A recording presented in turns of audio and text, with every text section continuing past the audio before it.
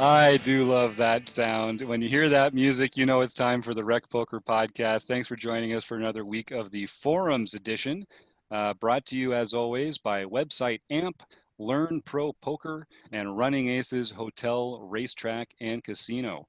I'm your host, Jim Reed, at Jim in the forums and Bluffsterini in the home games. Come and take my chips, I am begging you. I'm joined by the illustrious panel, just like every week. Lead us off, Chris Jones, and tell us where the group can find you. Find me, Chris Jones, 5x5 on Twitter and PokerStars. I'm John Somsky, Poker Geek MN everywhere. And I'm Rob Washam, Rabman50 on Twitter and the PokerStars home game. Taylor Moss, Gopher Boy TJM in the home game, and also Taylor_Moss on Twitter. So as we do every week, we're playing in the Rec Poker home game, trying to take each other's chips. And as every week, we pull one hand from the Rec.Poker forums and talk about it. This week, we're taking a hand from one of the panelists, the one and only Taylor Moss. Taylor, why don't you take us through your hand here? Yeah, so this is a post that I put out there back in August. It's titled Gopher River Bluff, and how fitting to be talking to Gopher Boy TJM about going for a River Bluff. But we're kind of in an interesting spot here, and the hand is pretty simple, but I think a lot can be learned from it. So to set it up, we are playing a very large field tournament on America's Card Room. There was about 1,700 people that entered. We're in the money. We're in the final 120 people, but still a ways to go to actually reach the final table when a lot of the money is, paid out. So people, have that money. They're either going to be looking for doubles or potentially a little bit tighter because they've been playing for a long period of time. It all depends on our opponents, but we're in middle position +1. We start the hand with 34.5 big blinds. We make a standard mid open to 2 big blinds with ace-7 offsuit. So probably one of our weaker hands in terms of our opening ranges. And for the sake of this hand, we're going to be talking about a potential board that has a spade flush draw. We have the 7 of spades. We don't have the ace of spades. So I'll just call that out to begin with. But we open to 2 big blinds from middle position +1, and it folds around to the big blind who just calls. The big blind here has 24 big blind stack, so we're playing that for an effective stack size. We get dealt a flop. It is the king of spades, 9 of diamonds, 3 of spades. They check to us, and we make a continuation bet of 2 big blinds, and they call. Turn comes the king of diamonds. So now we have a paired board. There's 2 kings plus the spade draw. So it's king of spades, 9 of diamonds, 3 of spades, king of diamonds. They check again. We choose a small sizing and we bet out 3.25 big blinds, and they call. The river comes queen of spades, completing a flush draw plus the gut shot straight, and they check. And this is where the adequate title comes in. Go for a River Bluff, ? Because I think we're in a tough spot. Do we fire this river? The pot is 16 big blinds. They have 16.5 left. So we're kind of in an interesting spot. We can leverage their stack. We could make a smaller bet sizing, or we could just check and give up here. So I'll turn it over to the panel. What does everyone think in this spot?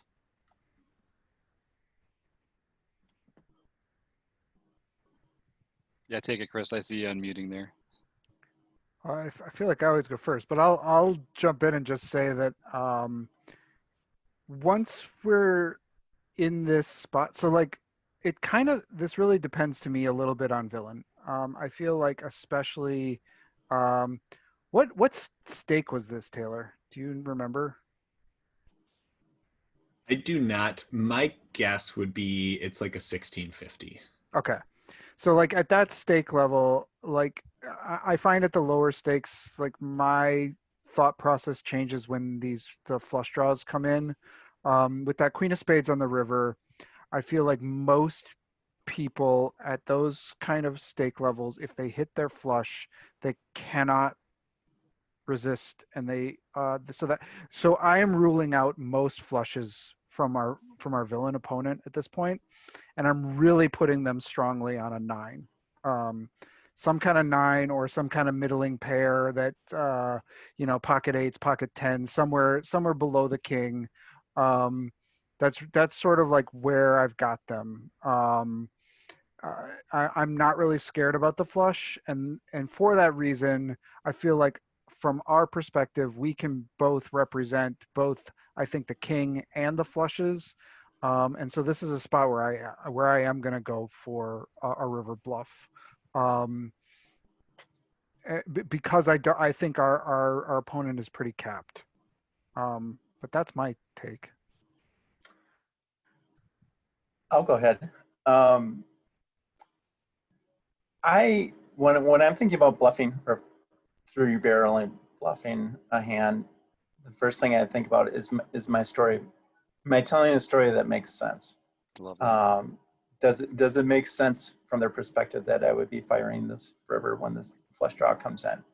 And reading through it, I think I probably check behind here, because what have you committed so far to the pot? You said the pot is 16, so you've committed about 8 big blinds of your 34. Yeah, so I Or so. opened it 2 big blinds. The flop continuation bet was another 2 big blinds, and then the turn continuation bet on the turn still was 3.25. So I've committed 7.25 big blinds. Yeah, so I guess I'm checking behind. If you were in a flush draw, most people would probably check the turn rather than firing another bet on the turn. I'm thinking I do put the opponent on likelihood of like a 9 or some sort of middle pair as well. And even though this is a lower stake tournament, you are in the final 120 of 1,700 people. So a lot of these players are going to be fairly good. And, if their flush came in, I do think that they would probably bet it out because they wouldn't want you to check behind. But in summary, I'm not sure that your line here makes sense to me to fire off a third bullet unless you had the king. But then you had the king, unless you had a bullet, let's say, because even if you had trip kings, the spade came in for the flush. So I would probably call it because I don't see the story making sense. And Jerry, is that to do with the sizing of the action on the previous streets, or what is it about the story that doesn't make sense at this point? For me, it's okay. If Taylor has the flush draw that he bet the flop, he's checking the turn back. If he had a king with a decent kicker and turn trip kings, it makes sense, bet. But then I would probably be checking the river back because of the spade coming in for my opponent. So I mean, I like the bet sizing. I like the bet sizing a lot. I just can't connect it all to where it would make sense to me, and I would probably look him up unless he's going to shove. If I guess it depends on your bet on the river, because you are in the money. People are laddering up. If you're going to put a pot size bet out there, you probably get a fold out of me. So Jerry, just quick question: how would you play this if you had ace king or king jack? You would check back on the river here? Yes. Okay. Interesting. I would, because king queen's the only one you would bet, right? Right. Because if I had ace king or king jack and I bet the river, I'm only going to get called or raised by hands that beat me, in my thinking. Mm-hmm. Otherwise, I'm just going to get folds anyway. Mm-hmm. And is there? I'm always intrigued at these opportunities. If I had a king here, I would be tempted to bet like 2 big blinds on the river and exploitatively fold when raised. I don't know if that's. I've been experimenting with this really small sizes with thin value, especially in position in our home games, and I find that our field doesn't 2-bet balanced, so you can get away with some of those. But I'm not sure if that's a sizing you'd want to be taking with your entire range in this position. So it's a question of, do we want to have a balanced checking range? You know? You know, and again, there's very few people do not check raise bluff on the river. Right. But Exactly. I might look at your small bet like that and like, oh, he's okay. He's afraid of the board pair. He's afraid of the flush comes in. If I have the chips, I might raise you just to see what happens. Mm-hmm. And then that puts me in a nightmare spot with basically a bluff catcher trips on that board, right? Right. Yeah. So Taylor, do you have any stats on our opponent? I don't have on the fly here. Okay. I vaguely remember when I first put this post out there that I didn't really have many stats on the opponent, or at Okay. least not anything like worth mentioning. Usually when you're playing like this deep of a tournament, especially we got into the money here probably around like 200, 220 people left. So there's a lot of bust outs happening. So like this stage of the tournament, people are constantly like moving tables. So I don't think I really have any sort of valuable read. What is the average stack size for the remaining 120 players? I don't think that matters too much, but my guess would probably be somewhere around 20 big blinds. Right. So he's not in bad shape then, compared to the field. Mm-hmm. They're not desperate, is what you mean, Rob? Like they're in no rush to get it in here. They're not incentivized to shove like they would be with a shorter stack. Correct. Mm-hmm. Because they could still fold and still have, well, like you say, 16 big blinds, which at this stage in these tournaments is not a bad stack to have. Mm-hmm. It's interesting how it works on some of these ACR tournaments when you get down there, that those the average amount of chips that people have is very low. So you're incentivized to play a much shorter stack in a more regular manner than you would if, in a tournament where, the average stacker is going to be in the 40s and 50s, and you're sitting there with 16, then yeah, you're going to be anxious to get it in and try to double up.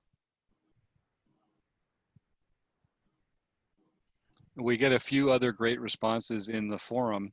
And I should tell you folks, if I've done my job right, in the show notes, you'll see a link to the forum post, and go and check it out, because you can get into a level of detail in the written word that we can't really waste your time with talking about it here. But one of my favorite forum posters at ARW puts another one of his classic posts in here where they talk about what are the actual hands they would have in various parts of their range. Should we be thinking about this from a combo point of view? And he ends up advocating for a shove.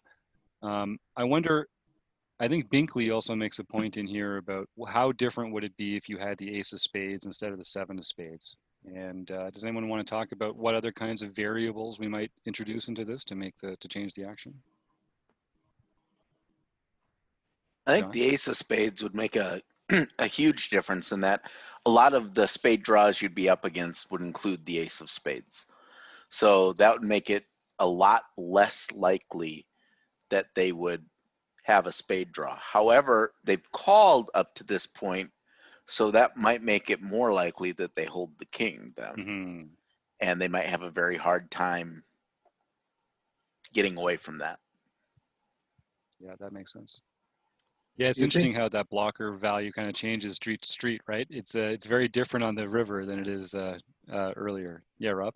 I would probably think that I would see a check raise if the guy had a king on the turn. I think that's when you're going to try to get some value before, the river. There's no more cards to come, so you're not going to get any value out of the hands that you beat.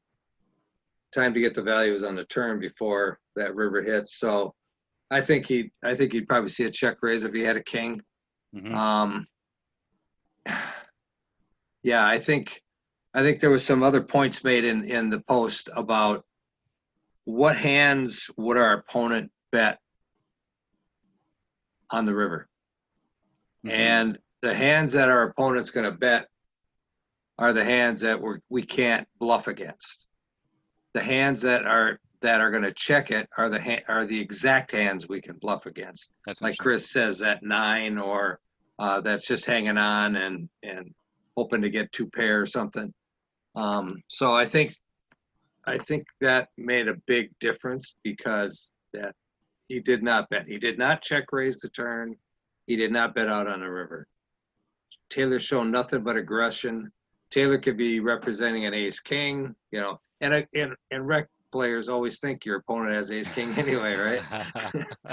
That's true. And another thing about rec players is they don't check raise the turn without basically straight value.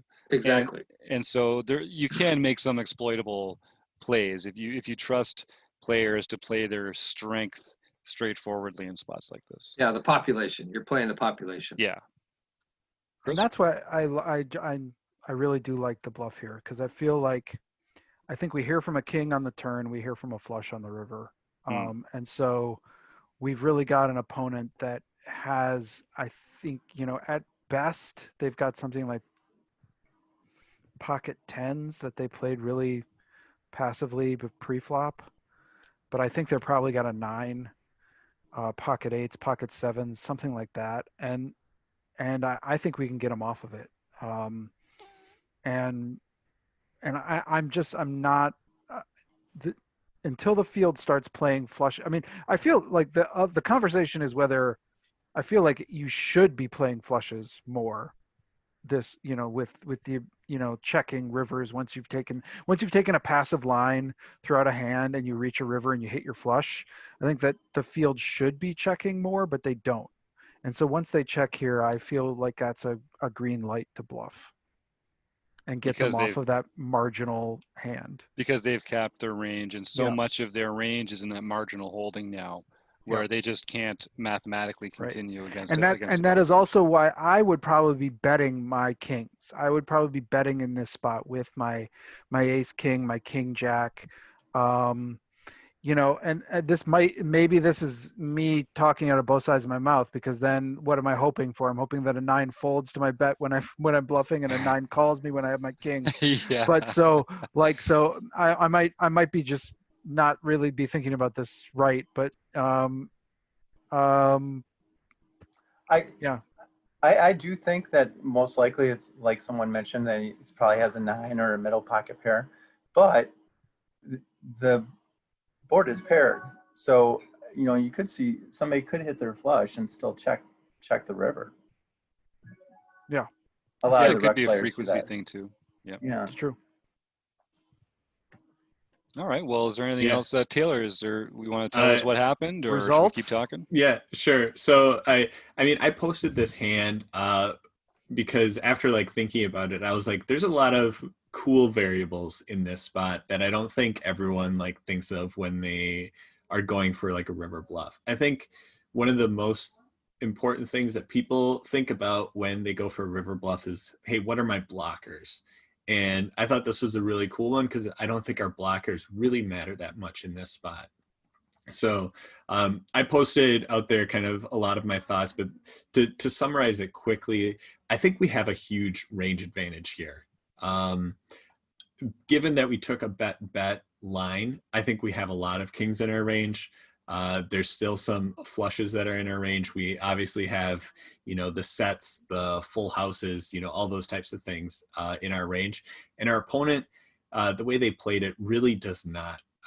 Rob really was hitting on that point before of like, what do they have that doesn't check raise turn and doesn't lead the river here that actually has strong value? It just feels so much like middle value types of hands. I also think another key component is, what is our showdown value? And I don't think we have a single ounce of showdown value here. Given that our opponent called flop and called turn, they likely have something. If they had a draw, it actually came in or hit in some sort of way. If they had the flush, it came in. If they had a gut shot draw, it either hit the straight or what is now the second pair in the hand. So when that's the case, it definitely warrants to at least consider bluffing. And then the other thing is like, how often does our opponent actually fold here? And everyone's kind of hit on it, and I totally agree with this, that their hand range just feels so much weighted towards nines. It just feels so much like they've played this face up. Given the sizing that we took on the flop and the turn going a small sizing, it made it really incentivize them for them to just call. There is a chance that they have a queen here if they were, sticking around with a queen jack, queen 10 type of hand. But I think the majority is just a lot of nines. So when I was in this spot, given the check to us on the river, I just saw a ton of weakness there and a ton of opportunity in terms of actually getting our opponent to fold. So I jammed all in. So they had 16 and a half behind. We had 16 in the pot and got a very quick fold from our opponent. Easy game. Nicely done. Easy game. Taylor, would you have done that if the board wasn't paired? I think the king on the turn really helped my range. Like, I know you made the point of like, I don't think your story really checks out. I think my story definitely checks out with a king in how that was played in terms of the, bet flop. And then when I get, even more value on the turn, I bet again, but I keep my sizing small because I'm trying I agree with that. Yeah. I think that absolutely checks out with it. But to me, if I have that trip kings there on the river, I'm checking back. So if I see you fire out, that's where I don't river. see it. Yeah. Yeah. See, I think trips is just it's a it's a decent hand, but you've got the flush and the board pair there. Yeah. So if it was me, I'd be checking back. I'm not too worried about the flush given how it played out. Personally, get it with the 100% key piece of information being they checked the river to us. So it sounds like. Let me just hang on. Yeah. So the only thing I'm going to push back on is, don't you a lot of times, if your flush comes in on the river and you don't have the nut flush, let's say you have a queen high or jack high or whatever, and the board is paired, don't you check call there in that spot when you're out of position on the river? I don't necessarily fire out my made flush at that point. I'm probably betting all the flushes that I have there, but then it comes down to like population tendency, right? Like, because not everyone always plays the same way that I do, and not everyone is going to bet there 100% of the time with their flush. And then there's some people that are going to check there like 100% of the time with their flush because they're deep in a tournament. They are worried about getting into a cooler situation. So like it definitely plays out there. I'm not saying like 0% of the time they have a flush, but I just think that extra piece of information is enough gusto for me to go for my bluff here. Taylor, one question from me. Are you shoving? So if you're shoving this hand, you're shoving your kings then too in this spot? Very good question. Because then it comes down to like, are you trying to always play balanced at 100% of the time, or are you taking exploitive spots in different positions and stuff like that? So if I had a king, I'm likely either betting somewhat small to incentivize a call, or big if I think I can get a call out of them. And I think given the river, I probably bet small to incentivize a call from a 9. But if the river was like a deuce of something else, I might go big and make it look like I missed my draw. And that's like a very expletive play that I'm describing. So can I make a comment? I heard it talk about balanced ranges. So I want to give a shout out to, I've been coached by Ryan LaPlante at Chip Leader for a while, and then I followed him over on LPP. And one thing he and Chip Leader really drilled into us is not to do it, not to worry about playing a balanced range, because you're playing so many different players. And I mean, if you're playing the same people at your home game, that's one thing, but you're playing so many different people at live tournaments that you don't really need to worry about people picking up reads by being unbalanced in your play. So they advocate much more for an exploitive type play. and really only lean towards, playing a balanced range if you're in those super, super high stake tournaments. And it does feel like shoving the turn in position there with the trip kings feels like a really merged shoving range. Like, I think Jerry's point earlier was that it's not necessarily a value shove because you're not getting called by worse. Like, precisely because it's a good bluff spot, it makes it a bad value targeting spot. Is that fair? Is that correct? I think so. I think that goes with what Chris was saying before. He was like, hey, I'm talking out of both sides of my mouth. Like, right. I want to be called by a 9 when I have a king, but I want him to fold that 9 when I don't have the king. Yeah, Andrew Brokus talks about this a lot on the Thinking Poker podcast, where we have these like magical bets where we think they're going to get called by worse and they're going to get better to fold according to who's in the seat, right? And I think, but like, is that even the right way to be thinking about this? Because I agree with Jerry, especially at our level, the player pools that we're playing against, I'm not sure balance is really as important as just trying to get the most out of the hand you're playing right now against the person across from you. Well, I like what Taylor was saying there. I like his approach in this hand. I'm not sure that I have that approach, but it's one I need to think about more. I like when I've got a king, I bet small to try to get called by a 9, and when I'm bluffing, I bet big and try to get him to fold a 9, and that's exploitive. And yeah, I could, if I'm playing Ike Haxton, I'm gonna lose, but most of the time I'm not. So. Mm-hmm.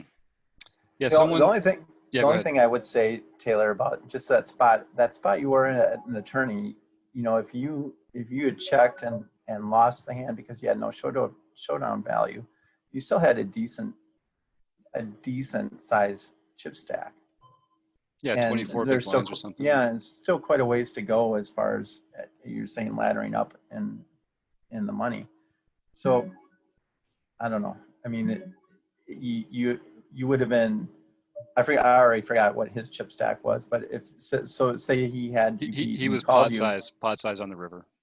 Pot size on the river. But you had him covered. So what would you have had left if he called and won the it would have been like an extra 10 big blinds. 12, like that. Yeah. 10 to 12. Yeah. So I mean, you're risking a lot for 16. I'm risking blinds, 16 for 16. Yeah, and I'm just not sure I would do that at that spot in the tournament. But the one of the things that we talk about in our book study is not being worried about your tournament life and going for those top spots.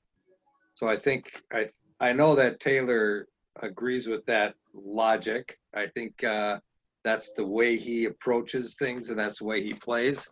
So I think his goal there was to not worry about, what my chip stack is going to be. How can I maximize the number of chips that I could get out of my opponent at this time to give me a better shot to get to that final table? Yep. And in the big picture, the way I've been thinking about this a lot lately, we talk about skill edge, and what does skill edge really mean? And I think in the micro stakes, your skill edge is discipline. And it's playing tight ranges, playing better hands than your opponents, and just value betting relentlessly and not bluffing. In the micros, that's your skill edge. In the medium stakes, which is where most of these people play, I think, your skill edge is exploiting your opponents, taking advantage of the mistakes that they make, because they're making fewer mistakes than the players at the micros are, but they're making mistakes, and your edge is taking advantage of those mistakes. When you get up to the nosebleeds, your skill edge is being unexploitable yourself, because no one else is making any mistakes, so you can't afford to either. And sometimes I think we get caught up in being unexploitable when our opponents are just making too many mistakes for us to use GTO unexploitability as a skill edge. It's not the right skill to be working on in that field. What you should really be working on in our level is exploiting our opponents, taking advantage of the mistakes that they're going to make. And I think one great piece of advice, I think it was Eric Binkley who told me during one of our OPA opens the other night, was you got to know when to play your range versus your opponent's range, and when to play your hand versus your opponent's range. And one thing I'm doing a lot more these days is I'm just playing my hand versus my opponent's range. And if they're going to I'm going to be exploitable. And if I find that they're savvy enough to take advantage of that, then I'll change the way I play against that opponent. But this seems like that kind of spot. I don't know. That sounded smart. Anybody else want to jump in there? No, that sounded way too smart. Like that has to be the capstone of this. That was great, Jim. All right, guys. Well, play your hand. Play your hand. I think this is a great example. Far be it from me to close out on anything better than that. I love it. Thanks, guys. So I'd like to thank our sponsors: Learn Pro Poker, website AMP, Running Aces, Hotel, Racetrack, and Casino. Thanks to everyone here for chatting poker with me this week, and see you next week. Thanks again.